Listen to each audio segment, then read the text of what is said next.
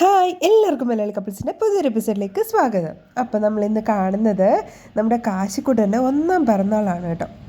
അപ്പോൾ ഈ പിറന്നാളിൻ്റെ പിക്ചേഴ്സൊക്കെ ആയിരിക്കും ഞാൻ മിക്കവാറും ഈ വീഡിയോ അപ്ലോഡ് ചെയ്യുന്നത്. ഇപ്പോൾ ഇത് രാവിലെ ഞങ്ങൾ അമ്പലത്തിൽ പോകാൻ വേണ്ടിയിട്ട് കാശിയും കല്ലുവിനെ ഒരുക്കുന്ന ദൃശ്യങ്ങളൊക്കെയാണ് കാണുന്നത്. കാശി ഒരു ശകലം നേരം അടങ്ങി നിൽക്കത്തില്ല, അവളെ വഴക്കുണ്ടാക്കും അല്ലെങ്കിൽ ഇറങ്ങി ഓടണം. അപ്പോൾ അതൊക്കെയാണ് നിങ്ങൾ കാണുന്നത്. എൻ്റെ സൗണ്ടിന് ചെറിയൊരു പ്രശ്നമുണ്ട്, കാരണം ഞങ്ങൾക്ക് 3 പേർക്കും പനിയാണ്, മൂക്കടപ്പും അങ്ങനെയുള്ള പ്രശ്നങ്ങളുള്ളത് കൊണ്ടാണ് സൗണ്ട് വല്ലാതിരിക്കുന്നത് കേട്ടോ. ഒന്ന് ക്ഷമിച്ചേക്കണേ. നൂലിൻ്റെ വീണത് അമ്മയും മോനും ജോഡിയാണല്ലോ കളർ.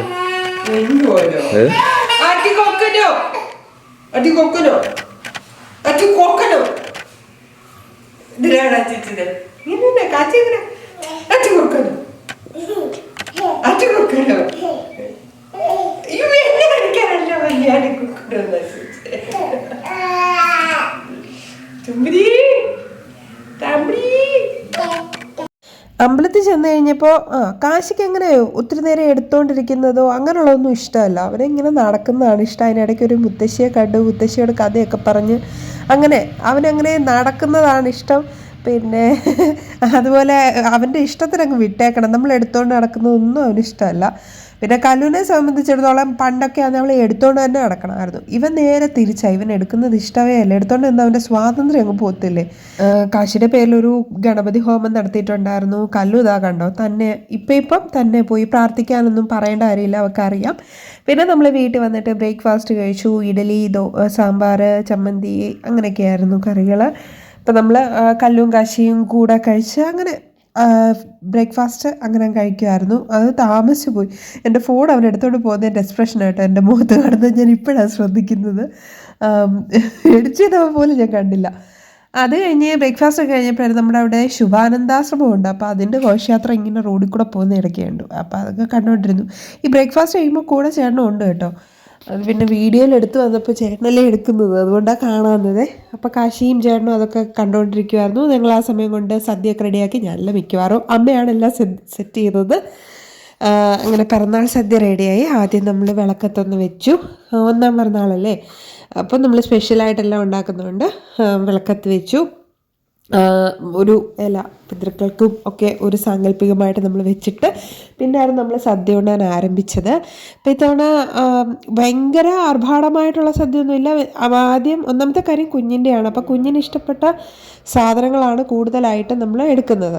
അപ്പോൾ കുഞ്ഞിന് ഇഷ്ടപ്പെട്ടതെന്ന് പറയുമ്പോൾ അവൾക്ക് പച്ചടി, അവൾക്ക് മീൻസ് അവനും അത് തന്നെ, പച്ചടി, തോരൻ, അവിയൽ, അച്ചാർ, പപ്പടം, ഇഞ്ചിക്കറി അങ്ങനെ വെച്ചില്ല. അച്ചാറെന്ന് പറഞ്ഞാൽ ലെവലിലേക്ക് അച്ചാറുണ്ടായിരുന്നു, അതുകൊണ്ട് പിന്നെ പ്രത്യേകിച്ച് അച്ചാറൊന്നും വെക്കാൻ പോയില്ല.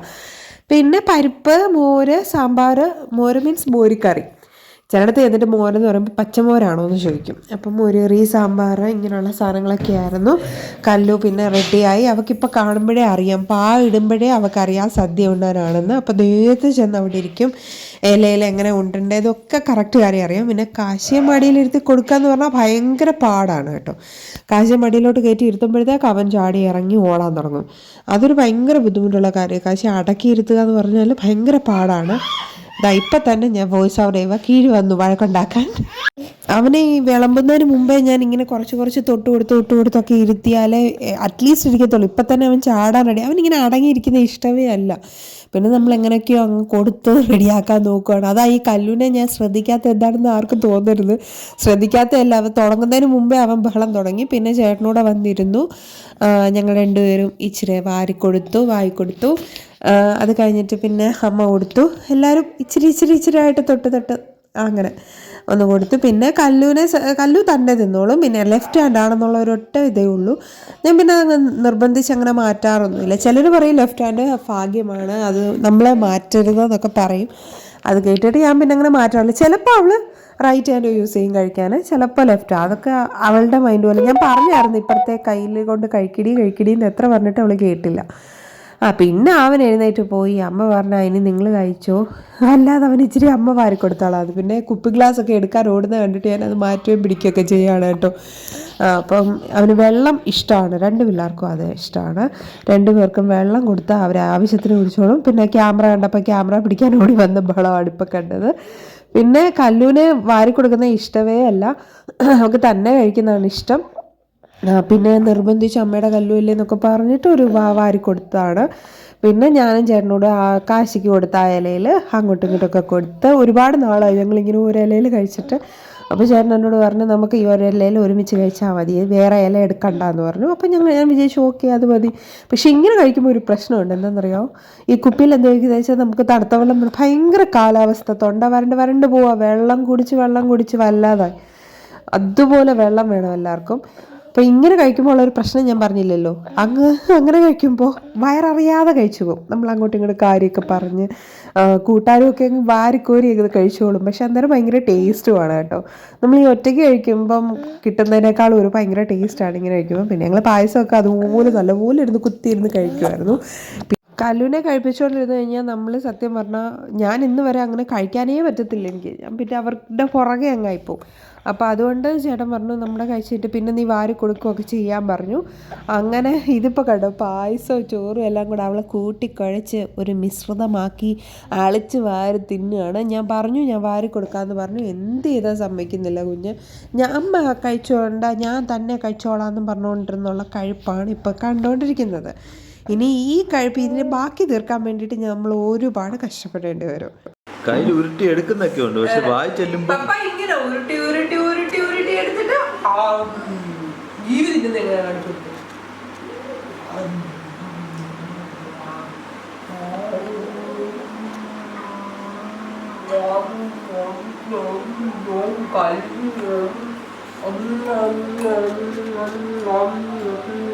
കല്ലുജി ഇനി അമ്മജിയെ കാണിച്ചു.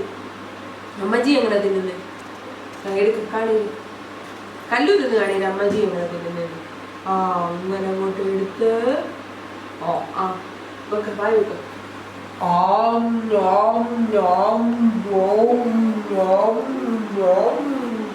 ഒരു പ്രായം വരെ പിള്ളേരെ കഴിപ്പിക്കാൻ ഭയങ്കര പാടാണല്ലേ. അപ്പം നമ്മൾ ഭയങ്കരമായിട്ട് എന്തൊക്കെ കാര്യങ്ങളും കഥകളും പിന്നെ അതുപോലെ തന്നെ അവരെ കളിപ്പിച്ച് ചിരിപ്പിച്ച് എങ്ങനെയൊക്കെയോ ഞാൻ കഴിപ്പിച്ചെടുത്തു എന്ന് വേണേൽ പറയാം. അത് മൊത്തം എന്തായാലും അവൾ കഴിച്ചു. അത് കഴിഞ്ഞപ്പം ചേട്ടനൊന്ന് പത്തനംതിട്ട പോകേണ്ട ആവശ്യമുണ്ടായിരുന്നു. കേട്ടാൽ അത് കേൾക്കാത്ത മതി നിൽക്കുന്ന വേഷത്തിൽ ഞങ്ങളും കയറി കാറിൽ. ചുമ്മാ വീട്ടിൽ ഇരിക്കുമല്ലേ, കാറിൽ അവിടെ വരെ ചുമ്മാ ഒന്ന് കറങ്ങിയിട്ട് വരാമെന്ന് പറഞ്ഞ് ഞങ്ങളും കയറി. കല്ലൂനും കാശിക്ക് കല്ലൂന് അത്രയില്ല, കാശിക്ക് വണ്ടി സ്റ്റാർട്ട് ചെയ്ത് അതിനകത്ത് കയറണം. അപ്പം രണ്ടുപേരും 2 ഡോറിൻ്റെ അവിടെ നിന്നിട്ട് കാഴ്ചയൊക്കെ കണ്ടുകൊണ്ടിരിക്കും. ഞാൻ നടുക്കിരിക്കും, ഫ്രണ്ടിൽ അച്ഛാ ഒറ്റയ്ക്കിരിക്കും. ഇന്ന് വരെ ഞാൻ ഫ്രണ്ടിൽ ഇരുന്ന് പോയിട്ടില്ല, ഇവർ 2 കൂടുള്ളപ്പോൾ കേട്ടോ. അപ്പം ഞങ്ങൾ വന്ന് ഇതുപോലെ പപ്പായ്ക്ക് കടയുണ്ട് അമ്പലത്തിൻ്റെ അടുത്ത്. അപ്പോൾ അവിടേക്ക് കുറച്ച് സാധനങ്ങൾ വാങ്ങിക്കണമായിരുന്നു. അപ്പോൾ അത് എടുക്കാൻ വേണ്ടിയിട്ട് തേങ്ങ അതുപോലുള്ള സാധനങ്ങൾ, അപ്പോൾ അതൊക്കെ എടുക്കാനായിട്ട് വന്നതാണ്. അപ്പോൾ അതെല്ലാം വാങ്ങിച്ചിട്ട് നമ്മൾ തിരിച്ചു പോവുകയാണ്. പിന്നെ വീട്ടിൽ വന്ന് പിന്നെ അവിടെ ചാട്ടായി മറിച്ചിലായി അങ്ങനെയുള്ള ബഹളങ്ങളായി. കല്ലും കാശി 2 പേരും ഒരു പാട്ടൊക്കെ ഇട്ട് കഴിഞ്ഞാൽ പിന്നെ ഇത് കണ്ടോ ബാദൽ വേസാഹി ജൂലി ആ പാട്ട് കളിക്കുക കേട്ടോ. അപ്പം കല്ലും കാശി 2 പേരും ഇരുന്നെങ്കിൽ ചാട്ടവും മറിച്ചിലും ഒക്കെ ആയിരുന്നു. അങ്ങനെ ചാടി മറിഞ്ഞുകൊണ്ട് ഞങ്ങളുടെ ഇന്നത്തെ ദിവസം ഇവിടെ തീരുകയാണ് കേട്ടോ. ഇതിപ്പം പിറ്റേ ദിവസമായിരിക്കും മിക്കവാറും അപ്ലോഡ് ആവുന്നത്.